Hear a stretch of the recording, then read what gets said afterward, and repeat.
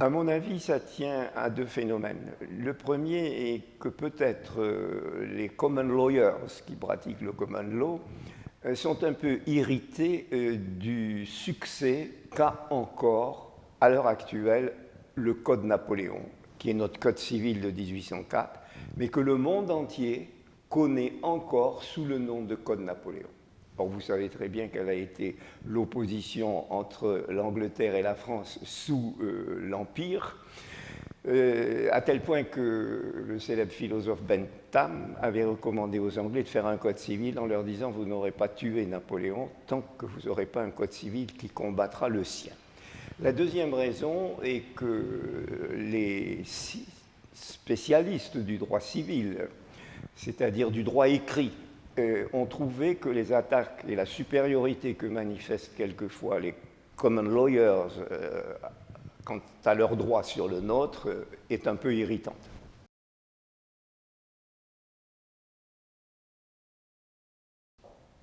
Elle part de la publication en 2004 du rapport de la Banque mondiale intitulé Doing Business. Dans ce rapport, il était dit que le common law avait pour le succès des affaires une supériorité incontestable et que le civil law ne pouvait pas rivaliser avec.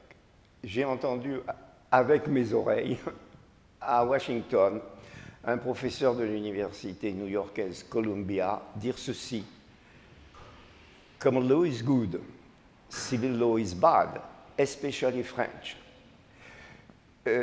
À partir de là, les Français se sont sentis quand même bien méprisés, car nous avons été classés 50 ou 60e entre l'atoll de Kiribati et la Jamaïque, ce qui n'était pas flatteur du tout.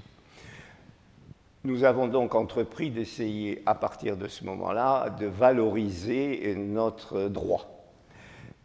Et nous l'avons fait peut-être d'une façon qui n'était pas la plus adéquate pour aller assez vite.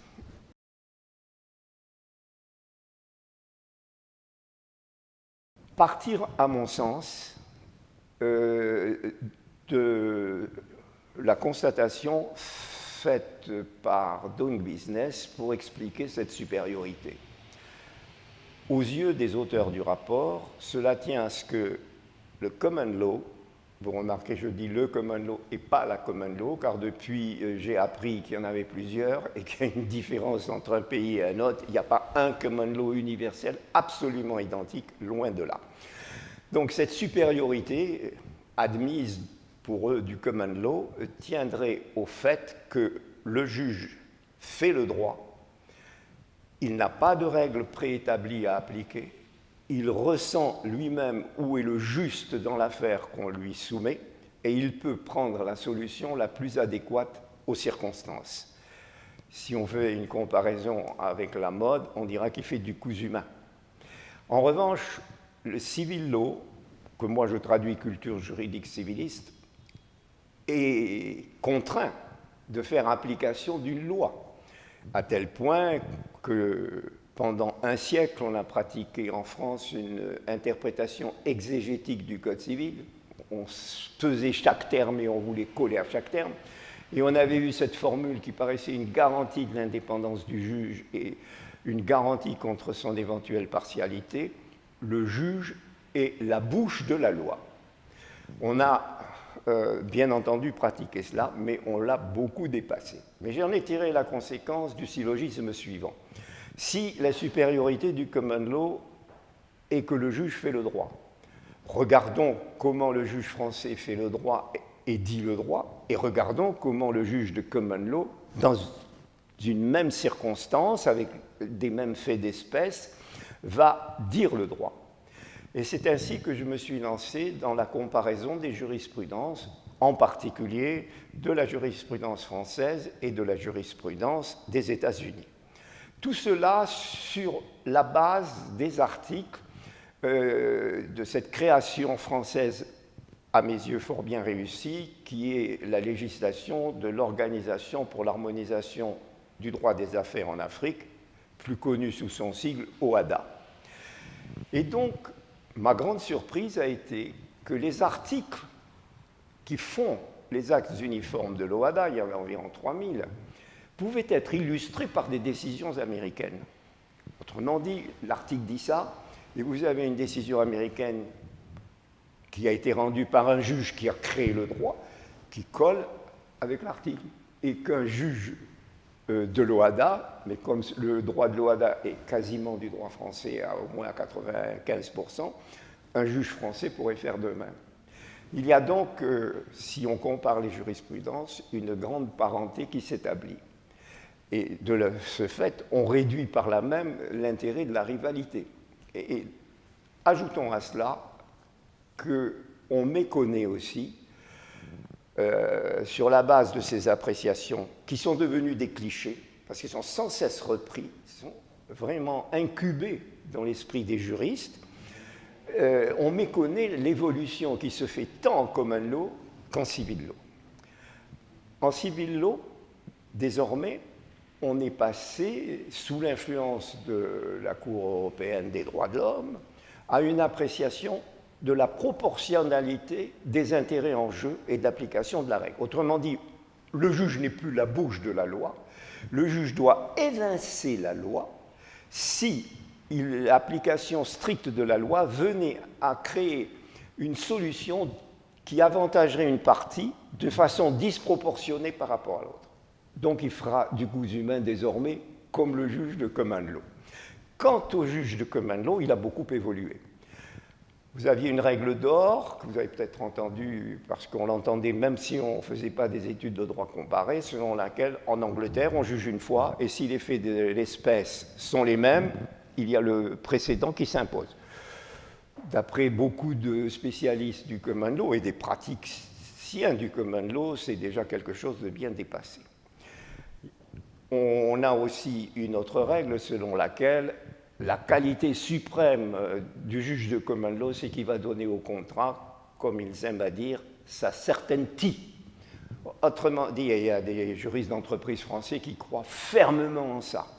Si vous avez écrit telle chose, le juge français risque de vous bouleverser ça, le juge anglais va vous l'appliquer strictement. Autrement dit, vous avez voulu ça, vous êtes sûr que vous aurez ça.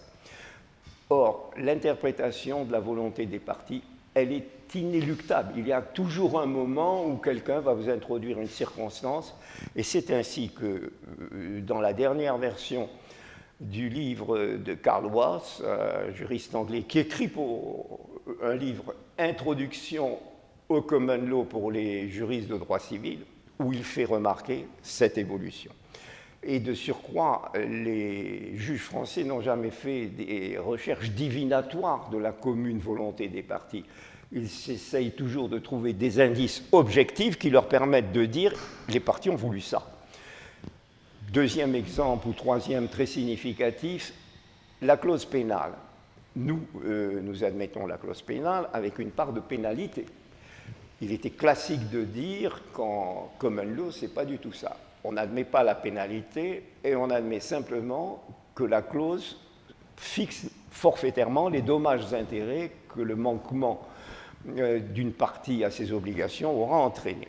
Or, il y a eu un revirement de la part de la Cour suprême du Royaume-Uni, qui a remplacé dans ce domaine la Chambre des Lords, qui tout récemment, avec un exposé de M.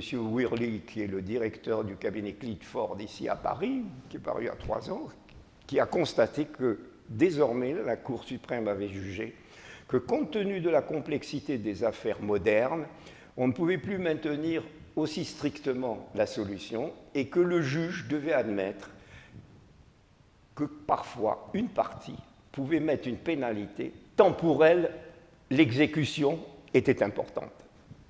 Vous voyez comment les choses évoluent. Ajoutez à cela, et j'en terminerai, qu'il se trouve aussi que le common law est bien difficile à connaître.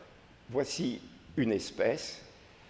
Il est jugé par la Cour d'appel de Londres, Queen Bench Division Commercial Court, qu'un citoyen du Nigeria doit à un Anglais une somme d'œufs. La décision se fonde sur le fait qu'un témoin a entendu dire que le Nigérian était débiteur. Et la Cour condamne donc le Nigérian sur la base de cette ouï-dire, dit en anglais hearsay. L'Anglais obtient satisfaction, il veut se faire payer, il demande donc l'exéquatur au Nigérian. Et la Cour suprême du Nigeria répond, je ne peux pas, moi, accepter au nom des preuves admises au Nigeria que parce qu'on a entendu dire, on puisse condamner quelqu'un. Donc, vous voyez, comme il n'y a pas d'universalité du common law, et comme tous les clichés qui ont fait la supériorité du common law sont en train de se diluer.